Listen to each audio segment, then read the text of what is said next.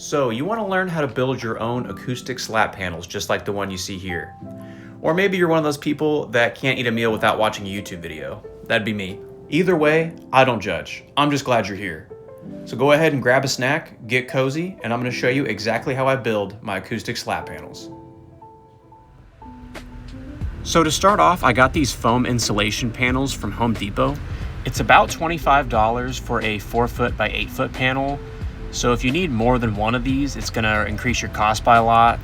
I technically only used one for this project, but I had to use another piece from the old board I did. So I used one panel plus an extra piece. And painting these boards was really easy. I just got some cheap spray paint and just went at it with a few cans. I ended up using like 3 or 4 cans of spray paint, I think, on this. The cheap stuff doesn't stick very well, but the more expensive kind of premium spray paint will stick a lot better. So if you have more money in the budget, I'd recommend getting the more expensive spray paint. That Bear right there stuck on way better. It was way easier to use. And if I could go back in time, I would just get 2 cans of that instead of the 4 cans of cheap stuff I got. But either way, I would expect to spend around $10 on spray paint. And this next part is completely optional. I'm just cutting out a 2x4 and staining it to go on top of the board. I'm gonna use it to mount a shelf onto it.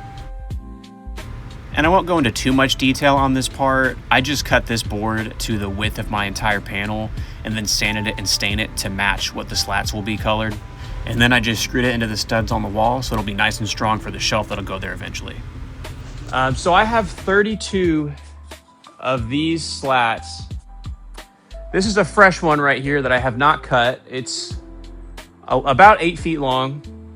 And I'm actually gonna cut myself off here because the plan I'm explaining right now is not the plan I ended up going with. I was gonna do like a top section to the panel above the shelf. That's kind of what I'm describing right now, but I did not end up doing that. It's not gonna have the top part, just the bottom part and the shelf.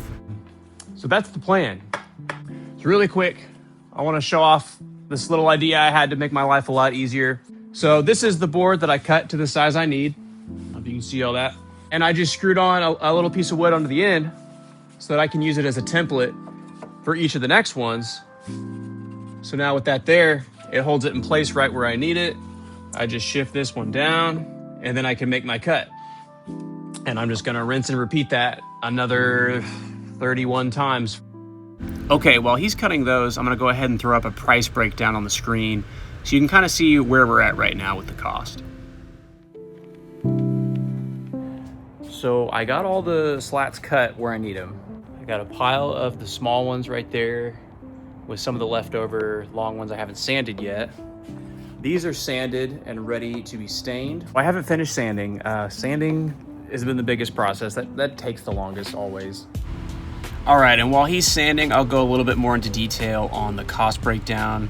So I used 36 total slats, and each slat was about $1.30. And if you're wanting to replicate this, I would definitely recommend getting these from Home Depot.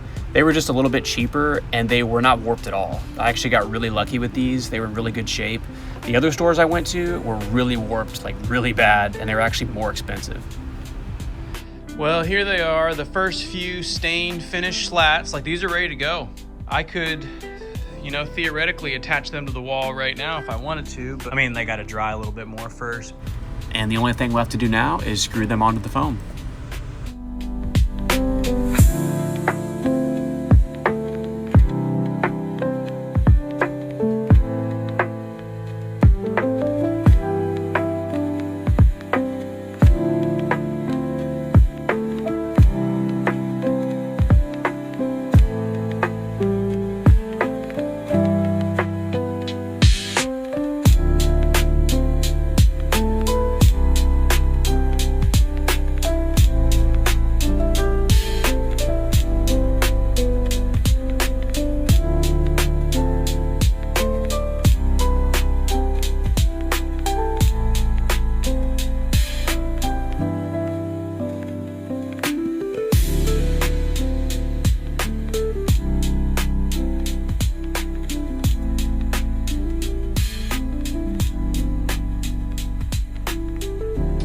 Well, it has certainly been a journey to get here. It's Took a lot longer than I thought this was gonna take, but it was worth it. I'm really happy with the results. I would definitely do it again. Probably will make more of these in the future, we'll see.